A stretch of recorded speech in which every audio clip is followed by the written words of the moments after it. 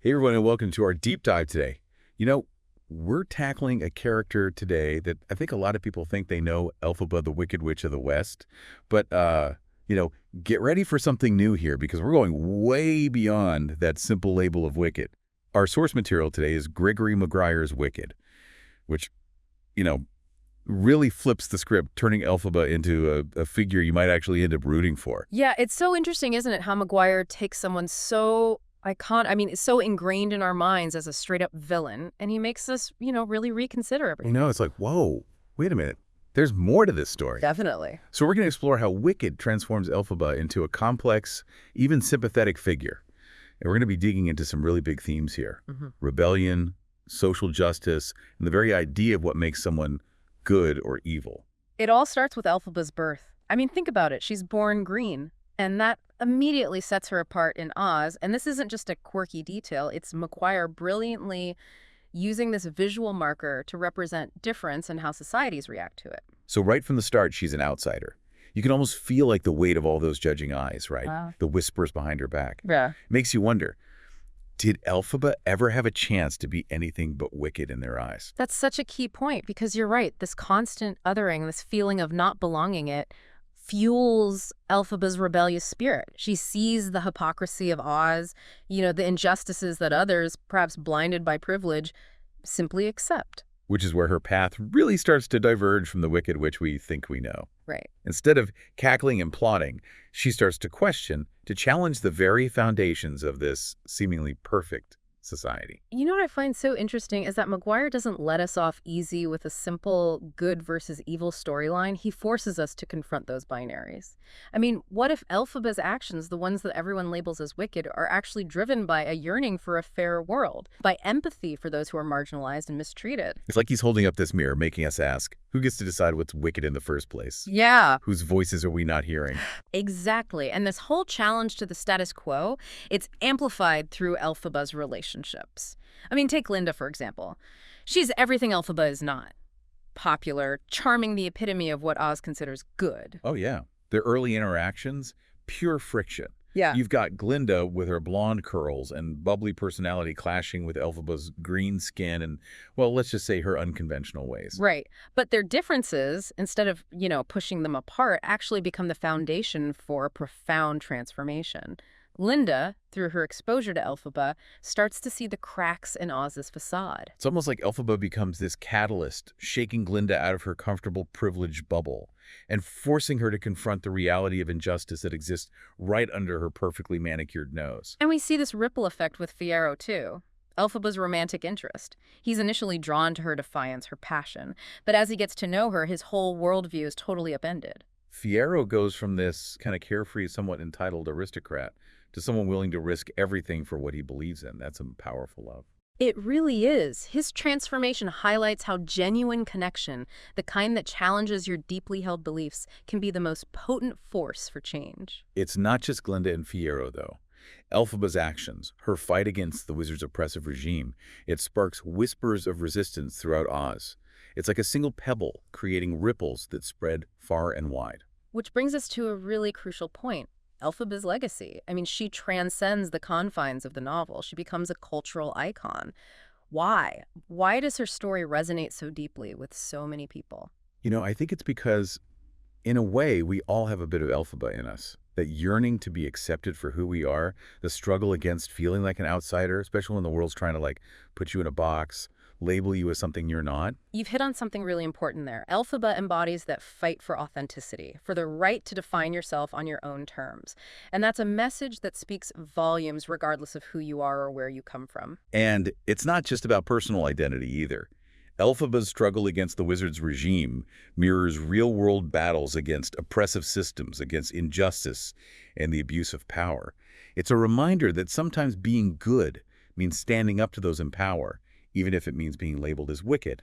That's the genius of Maguire's approach. He uses a fantastical setting, these iconic characters, to address real-world issues in a way that makes us think, makes us question our own assumptions. And speaking of questioning assumptions, Let's talk about Maguire's use of literary revisionism. Yeah, it's called literary revisionism, and he uses it masterfully in Wicked. He takes this iconic villain, I mean, the Wicked Witch of the West, and he just completely reframes her story. And Yeah. it's like he's saying, hold on, there's another side to this, a perspective we've been missing. Really makes you realize how powerful stories are, how the narratives were told, the ones that become so ingrained in our culture, they can shape our whole understanding of the world. Exactly. And by giving Elphaba a voice, by letting us see the world through her eyes, Maguire forces us to confront our own biases. Who are we so quick to label as evil? What makes someone a villain in our minds? And when you dig into Elphaba's journey, you see this incredible transformation. She goes from feeling isolated, defined by her green skin and the way society treats her, to embracing her difference as a source of strength. Yeah, it's not just acceptance, it's defiance. She reclaims the word wicked, turning it into a symbol of her refusal to conform to a society that has always rejected her. That's such a powerful shift. Instead of trying to fit in, to meet the expectations of a world that sees her as other, she chooses to define herself on her own terms. And that's where her true heroism lies. It's not about wielding magic or battling wizards. It's about the courage to be authentically yourself, even when it means facing opposition, even when it means being misunderstood. Her journey makes you realize that sometimes the greatest act of rebellion is simply to live by your own values, even when the whole world's telling you you're wrong. And it's through her actions, her unwavering commitment to fighting for what she believes in, that she inspires those around her. Glinda's awakening, Fiyero's transformation, they're all testaments to Elphaba's impact. It's almost like she becomes this lightning rod, sparking change and challenging those around her to see the world in a new light. Right. And it goes beyond individual transformation, too. Elphaba's fight against the wizard's regime, her defense of the animals, it ignites a spark of resistance in all these marginalized communities of Oz. She becomes a symbol of hope, like a beacon for those who have been silenced and oppressed. It's amazing how Maguire weaves together those personal and political threads. Elphaba's journey isn't just about self-discovery. It's about challenging systems of power, fighting for justice, giving a voice to the voiceless. And that's what makes her story so enduring. It resonates on so many levels. It's about finding your place in the world, about standing up for what you believe in, and about recognizing that true heroism often comes from the most unexpected places. And let's not forget the impact Wicked has had on our culture. I mean, the musical adaptation has brought Elphaba's story to a whole new audience, solidifying her place as a true icon. Oh, yeah.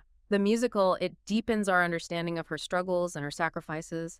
It amplifies her message of resilience, of challenging societal expectations, and of recognizing the complexities within ourselves and others. It's incredible to think that a character originally envisioned as a one-dimensional villain has become this multifaceted, relatable, and ultimately inspiring figure. Elphaba's journey is a powerful reminder that there's always more to the story than meets the eye.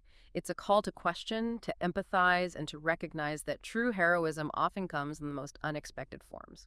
It makes you wonder what other stories are out there waiting to be retold, waiting for someone to give voice to the unheard perspectives. And as we wrap up our deep dive into Elphaba's world, I think the most important question to ask is this. What can we learn from her journey? How can we apply her spirit of rebellion, her fight for justice, to our own lives? It's a challenge, isn't it? To look at the world around us, to see where systems are failing, where voices are being silenced, and to ask ourselves, what can we do to make a difference? Elphaba's legacy isn't just about a fictional character in a fantastical world. It's about the potential for change that exists within each of us. It's about recognizing that we all have the power to make choices, to challenge the status quo, and to fight for a more just and compassionate world. It's really amazing how one character, one story can spark so much reflection. Yeah. We've been deep diving into Elphaba, the Wicked Witch of the West, Yeah. and it's clear there's just so much more to her than meets the eye. No, absolutely.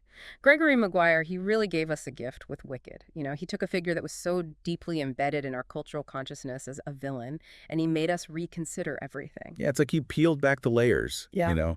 revealing the human being beneath that pointed hat and the green skin, and suddenly all that wickedness that we've always just attributed to her, it starts to look very different. What's so brilliant is that Maguire doesn't shy away from complexity. He doesn't give us those easy answers or force Elphaba into some neat little box of good or evil. He just lets her be both, challenging us to wrestle with those very definitions. And that's where the real power of this story lies, right? It's not just about Elphaba's journey, it's about holding up a mirror to our own judgments, our own biases. Who are we so quick to label as wicked in our own lives? And are we always seeing the full picture? Those are the questions that linger, long after you finish the book. And that's a testament to Maguire's skill as a storyteller. I mean, he doesn't preach, he invites us into this conversation, a space where we can grapple with these difficult ideas and emerge with a more nuanced understanding of ourselves and the world. Elphaba's story is ultimately about the courage to be different, to challenge the status quo, to fight for what you believe in, even when it means standing alone. And that message, it resonates so deeply, especially for anyone who has ever felt like an outsider, misunderstood, marginalized. Elphaba shows us that those very experiences, the things that set us apart, they can actually be sources of strength, of resilience, and ultimately, of change. So as we wrap up this deep dive, I want to leave you with one final thought. If Elphaba's wickedness was actually a form of heroism, how does that change the way we see the world? How does it challenge our understanding of history, of the stories we've been told, and the labels we so readily apply to others? It's a question worth pondering, and perhaps in seeking those answers, we'll find a bit of Elphaba's spirit within ourselves, a spark of courage to question, to challenge, and to fight for a world that embraces complexity and celebrates those who dare to be different. Thanks for joining us for this deep dive into Wicked. We'll see you next time.